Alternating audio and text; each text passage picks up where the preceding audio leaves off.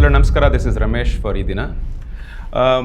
ಎಲ್ಲ ಕ್ಯಾಪಿಟಲ್ ಮಾರ್ಕೆಟ್ಸಲ್ಲಿ ತುಂಬ ಜನಕ್ಕೆ ಒಂದು ಪ್ರಾಬ್ಲಮ್ ಆಗ್ತಾ ಇರುತ್ತೆ ರೆಗ್ಯುಲರ್ ಆಗಿ. ಅದೇನಂತ ಹೇಳಿದ್ರೆ, ಮಾರ್ಕೆಟ್ಸ್ ತುಂಬ ಚೆನ್ನಾಗಿ ಹೋಗ್ತಾ ಇರುತ್ತೆ, capital markets will be going very well, but ಆದರೆ ಅವ್ರ ಪರ್ಟಿಕ್ಯುಲರ್ ಪೋರ್ಟ್ಫೋಲಿಯೋ ಅಷ್ಟು ಚೆನ್ನಾಗಿ ಹೋಗ್ತಿರೋದಿಲ್ಲ. ಇದು ರೆಗ್ಯುಲರ್ ಆಗಿ ಆ್ಯಕ್ಚುಲಿ ಇದು ಬೇಕಾದ್ರೆ ಒಂದು ದಿನದ ಇದು ಇರ್ಬೋದು, ಅಥವಾ ಒಂದು ವಾರ ಅಥವಾ ಒಂದು ತಿಂಗಳಿರ್ಬೋದು. ಒಂದು ತಿಂಗಳಿಂದ ಇಂಡಿಯನ್ ಕ್ಯಾಪಿಟಲ್ ಮಾರ್ಕೆಟ್ಸ್ ತುಂಬ ಚೆನ್ನಾಗಿರುತ್ತೆ, ಬಟ್ ದೆನ್ ಆ್ಯಕ್ಚುಲಿ ಅವ್ರ ಪೋರ್ಟ್ಫೋಲಿಯೋ ಮಾತ್ರ ಕರೆಕ್ಟಾಗಿ ಹೋಗ್ತಿರೋದಿಲ್ಲ. ಇದರಲ್ಲಿ ಏನು ಪ್ರಾಬ್ಲಮ್ ಅಂತ ಹೇಳ್ಬಿಟ್ಟು ತುಂಬ ಜನ ಆ ಥರ ಒಂದು ಕನ್ಫ್ಯೂಷನಲ್ಲಿ ಆ ಥರ ಒಂದು ಇರ್ತಾರೆ. ಸೊ ಇದನ್ನೆಲ್ಲ ಏನು, ಇದು ಯಾತಕ್ಕಾಗತ್ತೆ, ಇದು ಏನಿದು, ಇದು ಯಾತಕ್ಕಾಗತ್ತೆ, ಇದನ್ನೆಲ್ಲ ಹೆಂಗೆ ಸುಧಾರಿಸ್ಕೊಂಬರ್ಬೋದು, ಇದನ್ನೇನು ಮಾಡ್ಬೋದು ಅನ್ನೋದ್ರ ಬಗ್ಗೆ ಇವತ್ತು ಮಾತಾಡ್ಕೊಂಬರೋಣ. ಇವತ್ತು at A very high level actually ನನಗೆ ಏನೇನು ರೀಸನ್ಸ್ ಫಾರ್ ದಿಸ್ ಥಿಂಗ್ ಅಂತ ಹೇಳ್ಕೊಂಬರ್ತೀನಿ. ಅದನ್ನು ಫಸ್ಟ್ ಒಂದೊಂದು reasons, number of reasons list out ಮಾಡಿಬಿಡ್ತೀನಿ. ಅದಾದಮೇಲಿಂದ ಒಂದೊಂದೇ ರೀಸನ್ ಎಲ್ಲ ಎಕ್ಸ್ಪ್ಲೈನ್ ಮಾಡಿಕೊಂಡು ಹೋಗೋಣ. So the first and foremost is ಸರಿಯಾಗಿ ಅಂಡರ್ಸ್ಟ್ಯಾಂಡಿಂಗ್ ಆ್ಯಕ್ಚುಲಿ ಮಾರ್ಕೆಟ್ ಕ್ಯಾಪಿಟಲೈಸೇಷನ್ ಮೇಲ್ಗಡೆ ವಿಂಗಡಣೆ ಆಗಿರೋ ಇದು large cap, mid cap, small cap, ಅದರದ್ದು ರಿಸ್ಕ್ ರಿವಾರ್ಡ್ ರೇಷಿಯೋ ಇದೆಲ್ಲ ಸರಿಯಾಗಿ ಗೊತ್ತಿಲ್ಲದೆ ಇರೋದು. This is the first issue, reason. ಆಮೇಲೆ ಸೆಕೆಂಡ್ ಇಸ್ ಎಲ್ಲ ಇಂಡಿವಿಜುವಲ್ಸ್ಗೂ ಅವ್ರಿಗೊಂದು ರಿಸ್ಕ್ ಪ್ರೊಫೈಲ್ ಅಂತ ಒಂದಿರುತ್ತೆ. ಆ ರಿಸ್ಕ್ ಪ್ರೊಫೈಲ್ನ ಅಂಡರ್ಸ್ಟ್ಯಾಂಡ್ ಮಾಡ್ಕೊಂಬಿಟ್ಟು ಆ ರಿಸ್ಕ್ ಪ್ರೊಫೈಲ್ ಕರೆಕ್ಟಾಗಿ ಅವ್ರು ಯಾವ್ದು ತೊಗೋಬೇಕು ಯಾವ್ದು ತೊಗೋಬಾರ್ದು ಅಂತ ಗೊತ್ತಿಲ್ಲದಿರೋದು, ಅದು ಎರಡನೇದು. ಮೂರನೇದು ಆ್ಯಕ್ಚುಲಿ ಫಂಡಮೆಂಟಲ್ ರಿಸರ್ಚ್ ಕರೆಕ್ಟಾಗಿ ಮಾಡದೆ ಇದು ಮಾಡೋದು, ಇನ್ ಟರ್ಮ್ಸ್ ಆಫ್ ಸ್ಟಾಕ್ ಐಡೆಂಟಿಫೈ ಮಾಡಿಕೊಂಡು ಅಥವಾ ಮ್ಯೂಚುವಲ್ ಫಂಡ್ ಐಡೆಂಟಿಫೈ ಮಾಡಿಕೊಂಡು ಅದರಲ್ಲಿ ಹೂಡಿಕೆ ಮಾಡೋದು. ನಾಲ್ಕನೇದು ಫಂಡಮೆಂಟಲ್ಸ್ ಮಾತ್ರ ಮಾಡಿಬಿಟ್ಟು ಟೆಕ್ನಿಕಲ್ಸ್ನ ಮಾಡದೆ ಬಿಟ್ಬಿಡೋದು. ಸೊ ದ ಟೆಕ್ನಿಕಲ್ಸ್ನ ಕಂಪ್ಲೀಟ್ಲಿ ಇದು ಮಾಡಿಬಿಟ್ಟು ನಾನು ಇನ್ವೆಸ್ಟರ್ ತಾನೆ, ನಾನು ಅದಕ್ಕೋಸ್ಕರ ನಾನು ಇನ್ವೆಸ್ಟರ್ ಅಂತ ಹೇಳಿದ್ರೆ ಓನ್ಲಿ ಫಂಡಮೆಂಟಲ್ಸ್ ಮಾತ್ರ ನೋಡಬೇಕು, ಟೆಕ್ನಿಕಲ್ಸ್ ನೋಡೋದು ಬೇಕಾಗಿಲ್ಲ ಅಂತ ಹೇಳಿ ಆ ಥರ ಟೆಕ್ನಿಕಲ್ಸ್ನ ಅವಾಯ್ಡ್ ಮಾಡಿಬಿಟ್ಟು ಬರೀ ಫಂಡಮೆಂಟಲ್ಸ್ ನೋಡ್ಕೊಂಡು ಇನ್ವೆಸ್ಟ್ ಮಾಡೋರು, ಆ ರೀತಿ ಇದು ಮಾಡಿದ್ದವರು. ಆಮೇಲೆ ಸೈಕ್ಲಿಕಲ್ ಅಂತ ಅದನ್ನು ಅಂಡರ್ಸ್ಟ್ಯಾಂಡಿಂಗೇ ಮಾಡ್ಕೊಳ್ದೆ, ಯಾವಾಗಿದು ಏರುಪೇರು ಯಾವಾಗತ್ತೆ, ಏನು ಪ್ರಾಬ್ಲಮ್ ಬರುತ್ತೆ ಅನ್ನೋದು ಗೊತ್ತಿಲ್ಲದೆ ಅದನ್ನು actually kind of when you get into this thing. ಆಮೇಲೆ ರೈಟ್ ಪೋರ್ಟ್ಫೋಲಿಯೋ ಬ್ಯಾಲೆನ್ಸಿಂಗ್, ಅಂದರೆ there can be over exposure, under exposure ಆದರೆ ಪರವಾಗಿಲ್ಲ, ಚಿಂತಿಲ್ಲ. ಓವರ್ ಎಕ್ಸ್ಪೋಜರ್ ಆಗಿರೋದನ್ನೆಲ್ಲ ಕರೆಕ್ಟಾಗಿ ಅಂಡರ್ಸ್ಟ್ಯಾಂಡ್ ಮಾಡ್ಕೊಳ್ದಿರೋದು, ಅವರು ಪೋರ್ಟ್ಫೋಲಿಯೋನ ರೈಟಾಗೆ ಬ್ಯಾಲೆನ್ಸಿಂಗ್ ಮಾಡದೇ ಇರೋದು ಇದು. ಆಮೇಲೆ ಎಕ್ಸಿಟಿಂಗ್ ಆಗೋದೇ, ರೈಟ್ ಟೈಮ್ಗೆ ಎಕ್ಸಿಟಿಂಗ್ ಆಗದೆ ರೈಟ್ ಕ್ವಾಂಟಿಟಿ ಎಕ್ಸಿಟಿಂಗ್ ಮಾಡ್ಕೊಳ್ತಿರೋದು.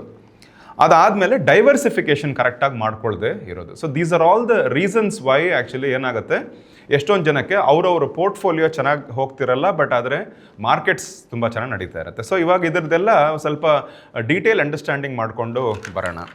ಇವಾಗ ಮಾರ್ಕೆಟ್ಸ್ ಚೆನ್ನಾಗಿ ಹೋಗ್ತಿದೆ ಅಂತ ಹೇಳಿದ್ರೆ ಏನರ್ಥ? ಸೊ ಬೇಸಿಕಲಿ ಏನು ಮಾಡ್ತಾರೆ ಅಂತ ಹೇಳಿದ್ರೆ, ಒಂದು ಯಾರ್ಡ್ ಸ್ಟಿಕ್ ಅಂತ ಒಂದು ತೊಗೊಂಡ್ಬಿಟ್ಟು ಒಂದು ನಿಫ್ಟಿ 50 ಆ್ಯಂಡ್ ಸೆನ್ಸೆಕ್ಸ್ 30, ನಿಫ್ಟಿ ಚೆನ್ನಾಗಿ ಹೋಗ್ತಿದೆ, ಸೆನ್ಸೆಕ್ಸ್ ಚೆನ್ನಾಗಿ ಹೋಗ್ತಿದೆ ಅಂತ ಹೇಳ್ಬಿಟ್ಟು ಅದು ಎರಡನ್ನೇ actually they will kind of communicate. So Nifty ಚೆನ್ನಾಗಿ ಓಡ್ತಿರುತ್ತೆ ಮತ್ತು ಸೆನ್ಸೆಕ್ಸ್ ಚೆನ್ನಾಗಿ ಓಡ್ತಿರುತ್ತೆ, so capital markets are going well. ಇವಾಗ ಇದು ನಿಫ್ಟಿ ಅಂದರೆ ಏನು ಅಂತ ಫಸ್ಟ್ ಅಂಡರ್ಸ್ಟ್ಯಾಂಡ್ ಮಾಡ್ಕೋಬೇಕು ಪ್ರಾಪರ್ಲಿ.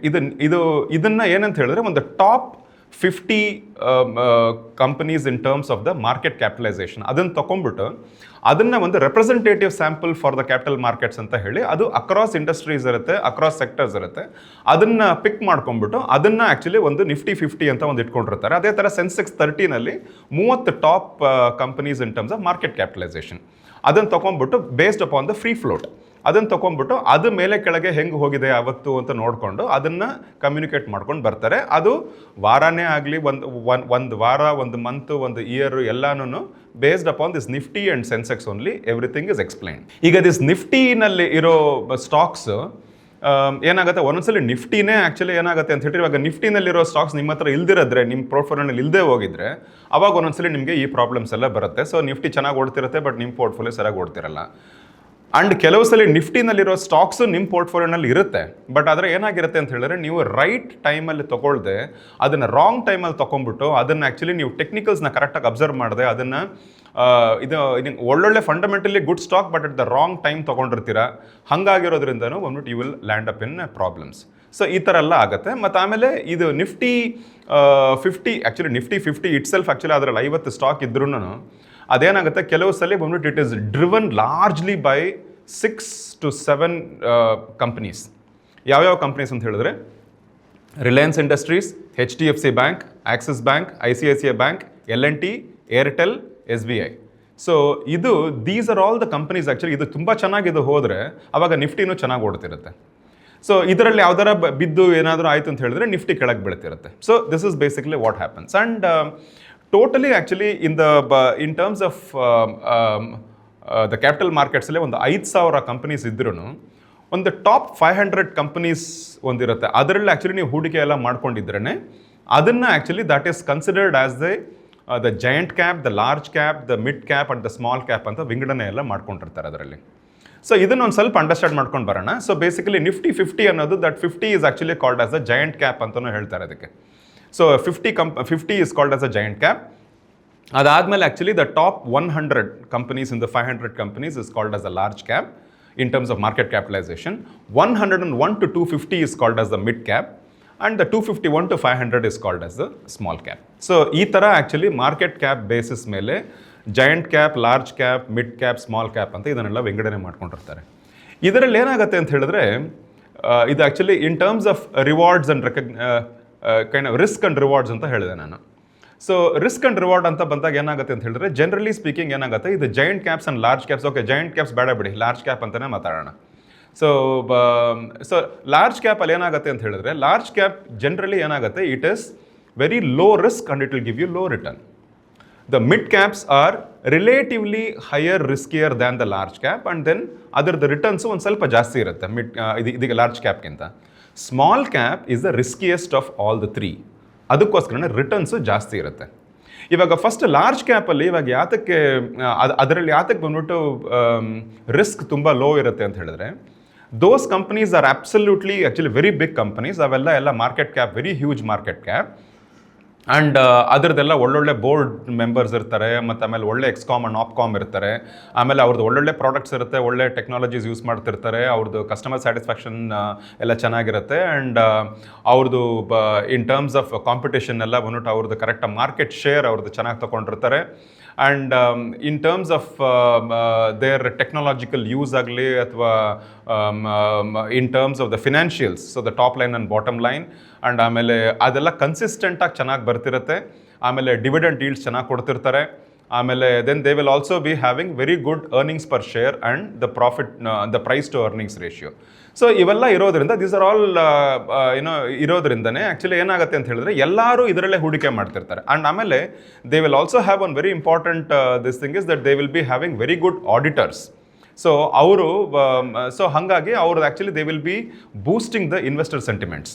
ಸೊ ಹೀಗಾಗಿ ಏನಾಗುತ್ತೆ ಅಂತ ಹೇಳಿದ್ರೆ ಎಲ್ಲ ಇನ್ವೆಸ್ಟರ್ಸು ಇದರಲ್ಲೇ ಹೂಡಿಕೆ ಮಾಡ್ತಿರೋದ್ರಿಂದ ಅದರಲ್ಲಿ ನಿಮಗೆ ಜಾಸ್ತಿ ಬಂದ್ಬಿಟ್ಟು ಅಲ್ಲಿ ರಿಟರ್ನ್ಸ್ ಹೆಚ್ಚಿಗೆ ಬರೋದಿಲ್ಲ. Because it is already kind of valuation ಹೈನಲ್ಲಿರುತ್ತೆ, ಸ್ಯಾಚುರೇಷನ್ ಲೆವೆಲ್ಸ್ ತುಂಬ ಹೈ ಇರುತ್ತೆ.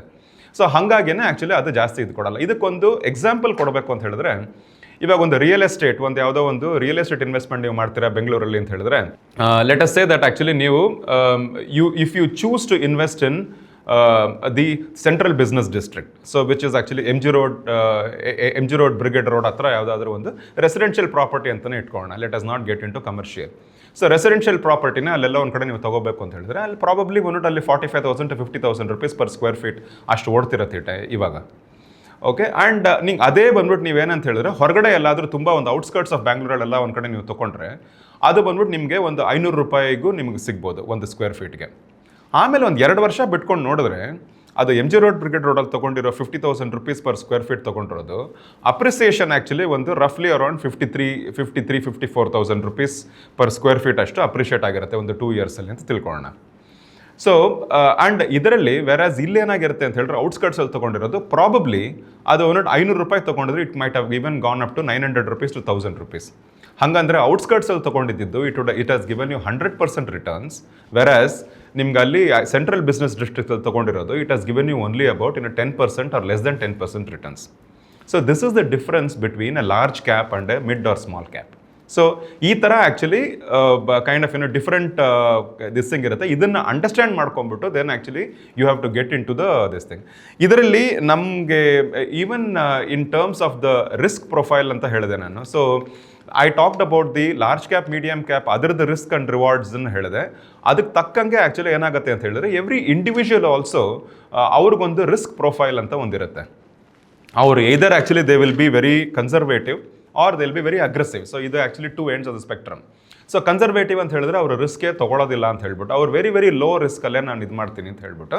ಬಟ್ ವೆರಾಸ್ ಅಗ್ರೆಸಿವ್ ಅಂತ ಹೇಳಿದ್ರೆ ಅವರು ನಾನು ರಿಸ್ಕ್ ಚೆನ್ನಾಗಿ ತೊಗೋತೀನಿ ಅಂತ ಹೇಳ್ಬಿಟ್ಟು ನನಗೆ ಒಳ್ಳೆ ಸೊ ಇದೇನಾಗುತ್ತೆ, ಈ risk profile actually it is also based upon the age of the investor and also the kind of ಅವ್ರಿಗೆ ಎಷ್ಟು ದುಡ್ಡಿದೆ ಅವ್ರಿಗೆ ಇದರಲ್ಲಿ ಹೂಡಿಕೆ ಮಾಡೋದಕ್ಕೆ, ಅವ್ರಿಗೆ ಬೇರೆ ಅವ್ರದ್ದು ಫಿನಾನ್ಷಿಯಲ್ ಫ್ರೀಡಮ್ ಹೆಂಗಿದೆ, ಆಮೇಲೆ ಅವ್ರಿಗೆ ಮದುವೆ ಆಗಿದೆಯಾ, ಮಕ್ಕಳಿದೆಯಾ, ಮತ್ತು ಆಮೇಲೆ at what stage of the in what social status they are and financial status they are, ಇದೆಲ್ಲನೂ it will kind of comprise of the risk profile. So generally ಏನಾಗುತ್ತೆ ಅಂತ ಹೇಳಿದ್ರೆ, ಯಾರಾದರೂ ಒಬ್ರು low risk taking this thing conservative ಆಗಿದ್ದರೆ ಅವ್ರೇನು ಮಾಡ್ತಾರೆ, ಹೆಚ್ಚು ಬಂದ್ಬಿಟ್ಟು ಅವರು ಒಂದು 90%, 80%, 90% ಲಾರ್ಜ್ ಕ್ಯಾಪ್ಸಲ್ಲೇ ಇನ್ವೆಸ್ಟ್ ಮಾಡ್ತಾರೆ. ಒಂದು 10% ಮಾತ್ರನೇ ಮಿಡ್ ಆ್ಯಂಡ್ ಸ್ಮಾಲ್ ಕ್ಯಾಪ್ಸಲ್ಲಿ ಇನ್ವೆಸ್ಟ್ ಮಾಡ್ತಾರೆ. And even if it is a mutual fund also they will go for index funds, they will go for the blue chip funds and they will also go for the large cap funds. So ಈ ಥರ ಮಾಡ್ತಾರೆ. But ವೆರಾಸ್ aggressive ಇರೋರು ಏನು ಮಾಡ್ತಾರೆ ಅಂತ ಹೇಳಿದ್ರೆ, ಅವರು large ಕ್ಯಾಪ್ನ ತುಂಬ ಲೋ ಇಟ್ಕೊಂಡು, ಬಿಕಾಸ್ ನಾನು ಮುಂಚೆನೇ ಹೇಳಿದ್ದೆ large cap actually very low returns ಕೊಡುತ್ತೆ. ಅದಕ್ಕೋಸ್ಕರ ಇವರು ಹೈ ರಿಸ್ಕ್ ತೊಗೊಳ್ಳೋ ಇವರಲ್ವಾ ಅಗ್ರೆಸಿವ್ ಇನ್ವೆಸ್ಟರ್ಸ್. ಸೊ ಅದಕ್ಕೋಸ್ಕರ ಏನು ಮಾಡ್ತಾರೆ ಅಂತ ಹೇಳಿದ್ರೆ, ಸ್ಮಾಲ್ ಕ್ಯಾಪ್ ಒಂದು 50%, ಮೀಡಿಯಮ್ ಕ್ಯಾಪ್ ಒಂದು about 35%, ಲಾರ್ಜ್ ಕ್ಯಾಪ್ ಒಂದು 10 to 15%, ಈ ಥರ ಬಂದ್ಬಿಟ್ಟು ಅವ್ರು ಸ್ಪ್ರೆಡ್ ಔಟ್ ಮಾಡ್ಕೊಂಡಿರ್ತಾರೆ in terms of equities. Mutual fund ಅಂತ ನೋಡಿದ್ರು ಅಲ್ಲೂ they will go for the mid cap, they will go for the small cap, they will also go for something called as the value funds and the contra funds ಅಂತ ಈ ಥರದ್ದಕ್ಕೆಲ್ಲ ಬಂದ್ಬಿಟ್ಟು actually they will go for this thing. But whereas balanced ಆಗಿರೋರು ಏನು ಮಾಡ್ತಾರೆ ಅಂತ ಹೇಳಿದ್ರೆ, ಅವರು ಎಲ್ಲನೂ large cap, mid cap, small cap ಎಲ್ಲನೂ ಒಂದು ಸ್ಪ್ರೆಡ್ ಔಟ್ ಇದರಲ್ಲಿ ಇಟ್ಕೊಂಡಿರ್ತಾರೆ. ಮ್ಯೂಚುವಲ್ ಫಂಡ್ಸಲ್ಲಿ ಹೋದ್ರೂ they will have something called flexi cap, they will go for large and mid cap and then they will have the multi cap. So ಈ ಥರದ್ದೆಲ್ಲ ಅವರು ಇಟ್ಕೊಂಡಿರ್ತಾರೆ. So this is how actually the kind of market capitalization based risk rewards versus individual ಇನ್ವೆಸ್ಟರ್ಸ್ದು risk profile ಇದೆರಡು match ಆಗಬೇಕು. So ಈ ಥರದ್ದು ಕರೆಕ್ಟಾಗಿ ನೀವು ಮ್ಯಾಚ್ ಆದ್ರೇ ನಿಮಗೆ you will be able to your portfolio will also start doing well. ಅದಲ್ಲದೆ ನೀವು ಬೇರೆ ಥರ ಏನಾದರೂ ನಿಮ್ಮ ರಿಸ್ಕ್ ಪ್ರೊಫೈಲ್ಗೆ ವಿರುದ್ಧವಾಗಿ ಏನಾದರೂ ನೀವು ಇನ್ವೆಸ್ಟ್ಮೆಂಟ್ ಮಾಡ್ಕೊಂಡಿದ್ದೆ, ಅವಾಗ ಏನಾಗುತ್ತೆ ಅಂತ ಹೇಳಿದ್ರೆ ನಿಮ್ಮ ಪೋರ್ಟ್ಫೋಲಿಯೋ ಚೆನ್ನಾಗೇ ಆಗ್ತಿರಲ್ಲ. ಸೊ ಅದೊಂದು. ಮತ್ತು ಆಮೇಲೆ then let us also understand actually in the last ಇಯರ್ನಲ್ಲಿ I spoke about the large cap, mid cap, small cap, ಅದು ಹೆಂಗೆ ರಿವಾರ್ಡ್ಸ್ ಹೆಂಗೆ ಕೊಡುತ್ತೆ ಅಂತ ಹೇಳ್ಬಿಟ್ಟು. Let us also look at the actual numbers. So actual numbers ಅಂತ ನೋಡಿದ್ರೆ ನಾನು actually 1 year, 5 year and the 10 year returns ಹೆಂಗೆ ಕೊಟ್ಟಿದೆ ಅಂತ ನೋಡೋಣ. Large cap in the last 1 year it has given 9.13% in the 1 year, 14.5% in the 5 years and 12.8% in the 10 years. Okay, that's a CAGR. So compounded annual growth rate. ಈ compounded annual growth rate ಅಂದರೆ ಏನು ಅಂತಲೂ ಒಂದು ಕ್ವಿಕ್ಕಾಗಿ explain ಮಾಡಿಬಿಡ್ತೀನಿ. ಇವಾಗ ಇದೇನಾಗುತ್ತೆ ಅಂತ ಹೇಳಿದ್ರೆ, let us ಸೇ ಒಂದು ವರ್ಷ 22% ರಿಟರ್ನ್ ಕೊಟ್ಟಿರುತ್ತೆ ಒಂದು ಪರ್ಟಿಕ್ಯುಲರ್ ದಿಸ್ ಥಿಂಗ್, ಇನ್ನೊಂದು ವರ್ಷ 8% ರಿಟರ್ನ್ಸ್ ಕೊಟ್ಟಿರುತ್ತೆ. ಸೊ ಈ ಥರ ಮೇಲೆ ಕೆಳಗೆ ಆಗ್ತಾನೆ ಇರುತ್ತೆ. ಸೊ ಈ 22 + 8 ಡಿವೈಡೆಡ್ ಬೈ 2 ಅಂತ ಹೇಳಿದ್ರೆ 30 divided by 2 becomes 15%. So the compounded annual growth rate ಅಂದರೆ average compounded annual growth rate is 15% for that particular thing ಅಂತ ಹೇಳ್ತಾರೆ. So large cap, as I told you, the 1 year returns is 9.13%, 5 year returns is 14.5% and the 10 year returns is 12.8%. ಈಗ mid cap ನೋಡ್ಕೊಂಬರೋಣ. Last 1 year ಅಲ್ಲಿ it has given only 6%, 6.1% returns ಮಾತ್ರನೇ ಕೊಟ್ಟಿದೆ. And then but the 5 year returns is 24.2% and the 10 year returns is 17.5%. Small cap last year 1 year returns is about -8%, negative returns -8% ಕೊಟ್ಟಿದೆ.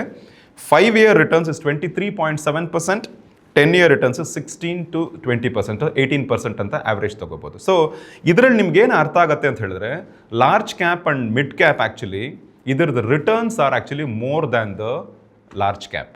The mid cap and small cap always gives you more returns than the large cap. So that is what I explained little while ago. But at the same time, ಇದು ಏನಾಗುತ್ತೆ ಅಂತ ಹೇಳಿದ್ರೆ, this mid cap and small cap are also highly cyclical. So large cap cyclical ಆಗುತ್ತೆ, but ಇದು mid cap and small cap typically are very cyclical. And ಇದೇನಾಗುತ್ತೆ ಅಂತ ಹೇಳಿದ್ರೆ, ಒಂದು 10 yearsಯಿಂದ ನೀವು ಡೇಟಾ ನೋಡ್ಕೊಂಡು ಬಂದರೆ ಒಂದು 2 yearsಗೆ ಒಂದು 2 ವರ್ಷ ತುಂಬ ಚೆನ್ನಾಗಿ ರಿಟರ್ನ್ಸ್ ಕೊಟ್ಟಿರುತ್ತೆ. And then the next 1 year it would have not given that good returns. ಮತ್ತೆ ಇನ್ನೊಂದು 2 ವರ್ಷ ಚೆನ್ನಾಗಿ ರಿಟರ್ನ್ಸ್ ಕೊಡುತ್ತೆ, ಮತ್ತೆ 2 ವರ್ಷ ಚೆನ್ನಾಗಿ ರಿಟರ್ನ್ಸ್ ಕೊಡಲ್ಲ. ಈ ಥರ ಒಂದು ಸೈಕ್ಲಿಕಲ್ಲಾಗಿ ಇದು ಬರ್ತಾ ಇರುತ್ತೆ. ಇದು ಇವಾಗ ಸುಮ್ಮನೆ ಒಂದು ಲಾಸ್ಟ್ 3 years ಒಂದು ತೊಗೊಂಡಿದ್ದೀನಿ, ಒಂದು example just to give you. So 2023ನಲ್ಲಿ ಮಿಡ್ ಕ್ಯಾಪ್, ಸೊ 2023ನಲ್ಲಿ it has given mid cap has given 43% returns in 2023. In 2024, it has given 23% returns. In the last year, 2025, it has given 6% returns. So ನೋಡಿ ಇವಾಗ ಇಳಿದ್ಬಿಟ್ಟಿದೆ. ಅದೇ ಥರನೇ small cap ನೋಡ್ಕೊಂಬರೋಣ. Small cap in 2023 it gave 48% returns. In 2024, it gave 26% returns. In 2025, 1 year, it has given minus 8% return, negative 8% return. So ಇದು ನೋಡಿದ್ರೆ ಇದು ಏನಾಗುತ್ತೆ ಅಂತ ಹೇಳಿದ್ರೆ ನೋಡಿ ನೀವು actually small cap and mid cap ಎರಡೂ it has actually done very well in the last 2 years, 2023, 2024. ಎರಡೂ ವರ್ಷನೂ it gave very good returns. But whereas it actually slip down and it has this thing. So typically ಇದು cyclical ಅಂತ ನೋಡೋಕೆ ಹೋದರೆ I can, maybe actually if you look at also ನಮ್ಮ last ಇದರಿಂದ historically data ಎಲ್ಲ ನೋಡ್ಕೊಂಡು ಬಂದರೆ, because trending actually technicals trending ಎಲ್ಲ ನೋಡ್ಕೊಂಡು ಬಂದರೆ more or less it is all this thing. So 2026 could be a mid and small cap year. So ಅದು ಚೆನ್ನಾಗಿ ನಡೆಯುತ್ತೆ ಅಂತ ಹೇಳ್ಬಿಟ್ಟು that is one of this thing that you can understand from this. So ಅದಕ್ಕೋಸ್ಕರ cyclical ಎಲ್ಲೆಲ್ಲಿ cyclical ಇದಾಗುತ್ತೋ ಅದನ್ನೆಲ್ಲ ನೀವು ಆ್ಯಕ್ಚುಲಿ ಅಂಡರ್ಸ್ಟ್ಯಾಂಡ್ ಮಾಡ್ಕೋಬೇಕು. ಎಲ್ಲ ಸ್ಟಾಕ್ಸು, ಎಲ್ಲ ಸೆಕ್ಟರ್ಸು, ಎಲ್ಲ industries it actually goes through A cyclical cycle. So this is something that actually we also I wanted to talk about. And then if you look at actually reasons helkom bandide, first actually not understanding the market caps, we covered that. And amele not matching the risk profile, actually we discussed about that. And not doing the right fundamental research. So we also talked about that. Adan bekare innond sari helbiಡ್ತೀನಿ. So typically actually ಒಂದು fundamentals ಒಂದು stock na pick ಮಾಡಬೇಕಾದ್ರೆ there is a saying. So the fundamentals use ಮಾಡ್ಕೊಂಬಿಟ್ಟು you should pick the stock, but then technicals use ಮಾಡ್ಕೊಂಬಿಟ್ಟು the right time and the right price choose ಮಾಡ್ಕೊಳ್ಳೋಕ್ಕೆ technicals ಬೇಕಾಗುತ್ತೆ. So fundamentals ಏನು ಅಂತ ಮುಂಚೆ ಹೇಳಿದ್ದೆ, ಇವಾಗ ಒಂದ್ಸಲ ಕ್ವಿಕ್ಕಾಗಿ ಹೇಳ್ಕೊಂಬಂದ್ಬಿಡ್ತೀನಿ. So all the companies actually which are doing very well in terms of the financials, other the top line and bottom line consistently quarter on quarter, year on year, for a long period of time CAGR ಒಳ್ಳೆ ಚೆನ್ನಾಗಿ ಬರ್ತಿರಬೇಕು, dividend yields ಚೆನ್ನಾಗಿ ಕೊಡ್ತಿರಬೇಕು, earnings per share ಚೆನ್ನಾಗಿರಬೇಕು, debt equity ratio ಚೆನ್ನಾಗಿರಬೇಕು, it should be lesser than 1, and then it should also have a very good PE. So the price to earnings ratio should be lesser than the industry. It should not be bloated, it should not be ballooned effect ಇರಬಾರ್ದು. ಈ ಥರದ್ದೆಲ್ಲ ಇದ್ಬಿಟ್ಟು market cap ಚೆನ್ನಾಗಿದ್ದು, market share ಚೆನ್ನಾಗಿದ್ದರೆ, so these are all the fundamentals of the company. So ಇದನ್ನು ನೋಡ್ಕೊಂಡ್ಬಿಟ್ಟು actually ಈ stock ಚೆನ್ನಾಗಿದೆ ಅಂತ ಹೇಳ್ಬಿಟ್ಟು ಒಂದು ಐಡೆಂಟಿಫೈ ಮಾಡ್ಕೋತೀರಾ. ಅದನ್ನು ಮಾಡಿದ ಮೇಲೆ actually next is actually we have to talk in terms of we have to look at the technicals. Because actually technicals ನೋಡದೆ ನೀವು ಆ್ಯಕ್ಚುಲಿ ಸ್ಟಾಕ್ ತೊಗೊಂಡ್ರೆ, for example I told you that Nifty 50ನಲ್ಲಿ ರಿಲಯನ್ಸ್ ಇಂಡಸ್ಟ್ರೀಸ್, ಆಮೇಲೆ SBI, Axis Bank, and then ICICI Bank, HDFC Bank, Airtel, ಇದೆಲ್ಲನೂ L&T, ಇದೆಲ್ಲನೂ ಒಂದ್ಬಿಟ್ಟು actually blue chip companies ಅಂತ ಹೇಳಿದೆ. ಇದನ್ನೆಲ್ಲ ನಾನು ತೊಗೋತೀನಿ ಅಂತ ಹೇಳಿ ಇದನ್ನೆಲ್ಲ ತೊಗೊಂಡ್ಬಿಟ್ಟು, ಬಟ್ ಎಲ್ಲನೇ ಹೈಯರ್ ವ್ಯಾಲ್ಯೂಯೇಷನ್ಸ್ ಇರೋ ಟೈಮಲ್ಲಿ ನೀವು ತೊಗೊಂಡ್ರೆ ಏನಾಗುತ್ತೆ ಅಂತ ಹೇಳಿದ್ರೆ ಅಪ್ರಿಸಿಯೇಷನ್ ಜಾಸ್ತಿ ಆಗೋದಿಲ್ಲ. ಸೊ ನಿಂಗೆ ಅದಕ್ಕೋಸ್ಕರ ಟೆಕ್ನಿಕಲ್ಸ್. ಸೊ ಟೆಕ್ನಿಕಲ್ಸ್ ಏನು ಹೇಳುತ್ತೆ ಅಂತ ಹೇಳಿದ್ರೆ, technicals is basically the historical price variations of a stock. So ಅದು ಹೇಳುತ್ತೆ ಅಂದರೆ ಯಾವ್ಯಾವ ವರ್ಷ ಯಾವ್ಯಾವ ಇದರಲ್ಲಿ ಎಷ್ಟೆಷ್ಟು ಪ್ರೈಸ್ ಇತ್ತು, ಪ್ರೈಸ್ ಹೆಂಗೆ ಮೇಲಕ್ಕೆ ಹೋಯ್ತು, ಹೆಂಗೆ ಕೆಳಗೆ ಬಂತು ಅನ್ನೋದು, this is what actually technicals will explain. ಇದರಲ್ಲಿ actually one of the indicators, ತುಂಬ ಟೆಕ್ನಿಕಲ್ ಇಂಡಿಕೇಟರ್ಸ್ ಎಲ್ಲ ಇದೆ, ಬಟ್ ನಾನು ಎಲ್ಲದಕ್ಕೂ ಮಾತಾಡೋಕ್ಕೆ ಹೋಗೋದಿಲ್ಲ. I will talk only about one particular this thing. So it is called as a simple moving average. So the simple moving average ಅಂತ ಅದರಲ್ಲಿ ಬಂದ್ಬಿಟ್ಟು actually you take the 50-day simple moving average and 200-day simple moving average ಅಂತ ಹೇಳಿ, ಅದ್ರಲ್ಲಿ 20-day ಅಂತಲೂ ಇದೆ, 50-day ಇದೆ, 100-day ಇದೆ, ಎಲ್ಲನೂ ಇದೆ. But let us take actually 50-day moving average and 200-day moving average. So ಇದು ಏನು ಅಂತ ಹೇಳಿದ್ರೆ, ಇದು ಆ್ಯಕ್ಚುಲಿ ಸಿಂಪಲ್ ಮೂವಿಂಗ್ ಆ್ಯಾವ್ರೇಜ್ ಏನು 50-day ಅಂತ ಹೇಳಿದ್ರೆ, 50 daysದು ಯಾವ್ದಾರ ಒಂದು ಸ್ಟಾಕ್ ತೊಗೊಂಡ್ಬಿಟ್ಟು ಅದರದ್ದು 50 daysದು ಕ್ಲೋಸಿಂಗ್ ಸ್ಟಾಕ್ ಪ್ರೈಸ್ ತೊಗೊಂಡು ಅದನ್ನೆಲ್ಲ ಆ್ಯಡ್ ಮಾಡಿ ಡಿವೈಡ್ ಬೈ 50 ಮಾಡಿದ್ರೆ you will get an average. So that is called as a simple moving average for 50 days. ಅದೇ ಥರನೇ ಒಂದು 200 days ತೊಗೋಬೋದು ನೀವು.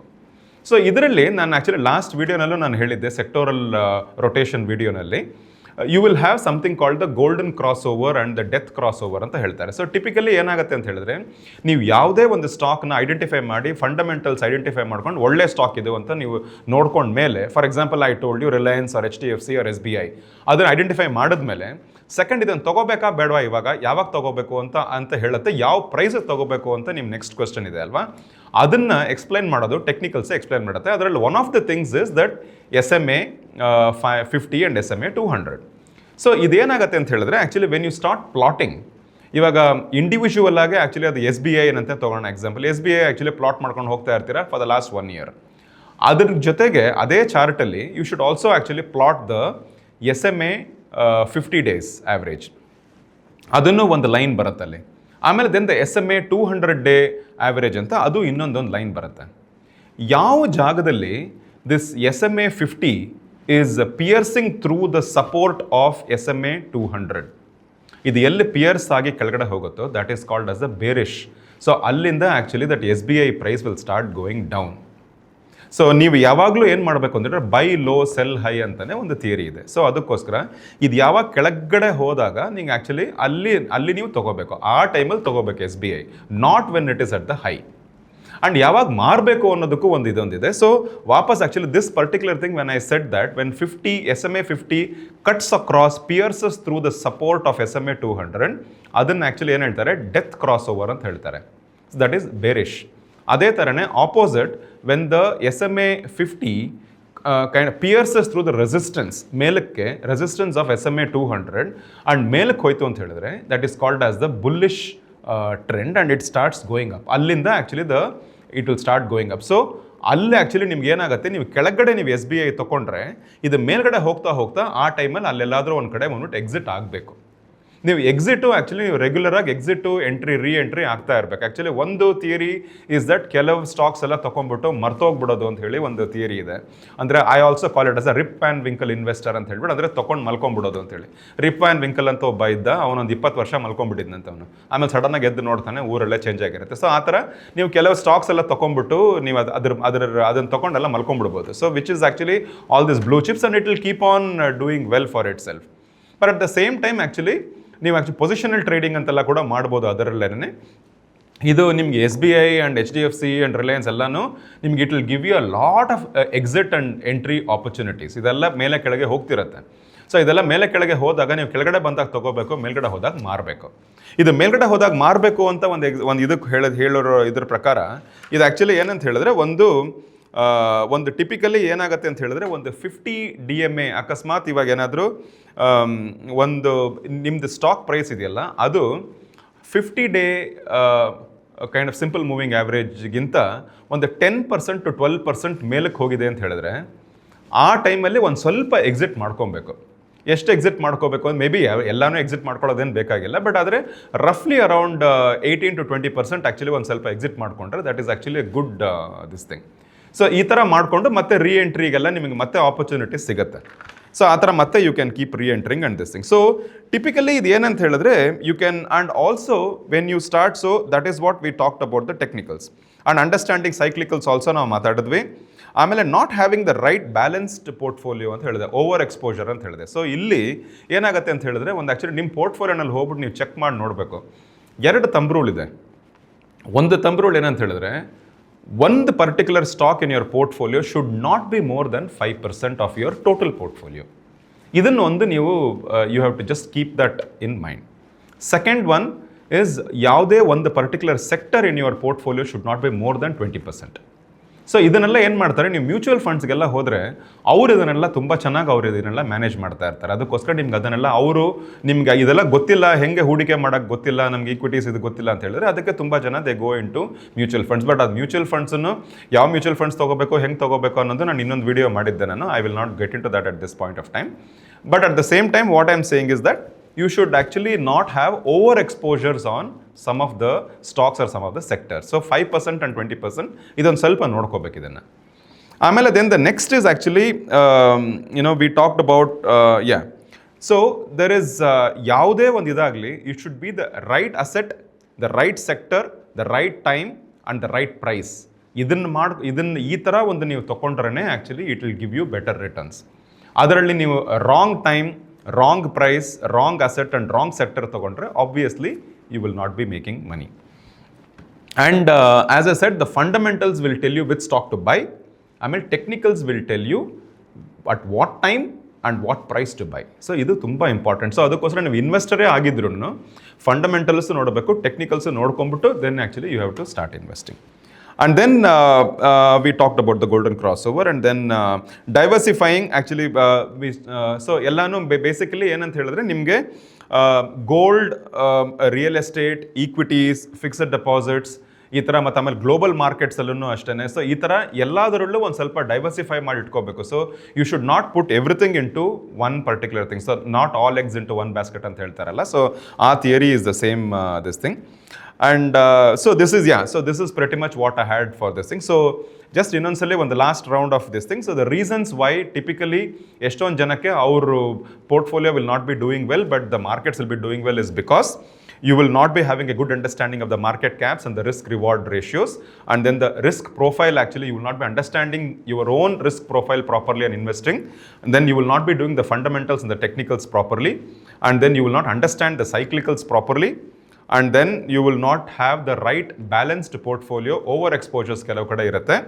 ಆಮೇಲೆ you will not be exiting at the right time, and you will not have a kind of diverse portfolio. So ಈ ಥರದ್ದನ್ನೆಲ್ಲ ನೀವು avoid ಮಾಡಿಕೊಂಡು ನೀವು ಕರೆಕ್ಟಾಗಿ ಇದು ಮಾಡ್ಕೊಂಡು ಬಂತು ಅಂತ ಹೇಳಿದ್ರೆ you will also be able to actually ನಿಮ್ಮ ಮಾರ್ಕೆಟ್ಸ್ ಹೋಗ್ತಿರೋ ಟೈಮಲ್ಲಿ ನಿಮ್ಮ ಪೋರ್ಟ್ಫೋಲಿಯೋನು ಚೆನ್ನಾಗಿರುತ್ತೆ.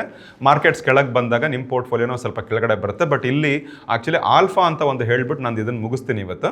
So typically actually there is something called alpha. So alpha is that when the markets are going up ನಿಮ್ಮ portfolio should go little more than the market. So ಅಂದರೆ markets ಒಂದು 8% ಮೇಲೆ ಹೋಗಿದ್ರೆ ನಿಮ್ಮ portfolio should go more than 8%. And markets ಕೆಳಗೆ ಬಿದ್ದಾಗ market 6% ಬಿತ್ತು ಅಂತ ಹೇಳಿದ್ರೆ ನಿಮ್ಮ portfolio should fall only 4%. So ಆವಾಗ ಏನಾಗುತ್ತೆ ಅಂತ ಹೇಳಿದ್ರೆ you are having a good alpha ಅಂತ ಹೇಳ್ತಾರೆ.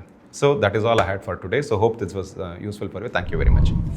ಮತ್ತಷ್ಟು ವಿಶೇಷ ವಿಡಿಯೋಗಳನ್ನು ನೋಡಲು ಮತ್ತು ಹೊಸ ವಿಡಿಯೋಗಳ ಬಗ್ಗೆ ತಿಳಿಯಲು eDina.com ಯೂಟ್ಯೂಬ್ ಚಾನೆಲ್ ಸಬ್ಸ್ಕ್ರೈಬ್ ಮಾಡಿ ಮತ್ತು ಬೆಲ್ ಐಕಾನ್ ಕ್ಲಿಕ್ ಮಾಡಿ.